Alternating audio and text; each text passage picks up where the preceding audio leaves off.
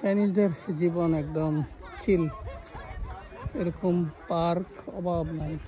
এই যে ঘুড়ি উড়াইতেছে, এই পাশে লেক, পাহাড়, এদিকে গাছপালা কি সুন্দর সাজানো। এটা লাওসানের একটা অংশ। আমরা গরমে এখানে গোসল করি, যদিও পারমিশন নাই, বাট করি। তো এদিক দিয়ে আসতেছিলাম, এমন এই যে গাছ ভরা, এদিকে তাবু টাবু লাগায় সবাই মজা করতেছে। এখানে কেউ বারবিকিউ করে খাইতেছে, কেউ কুকুর নিয়ে আসছে, কেউ বাচ্চাদের সাথে খেলতেছে। এদের জীবনই মানে অন্যরকম। উইকেন্ডে আসলেই পুরা চিল লাইফ। হ্যাঁ,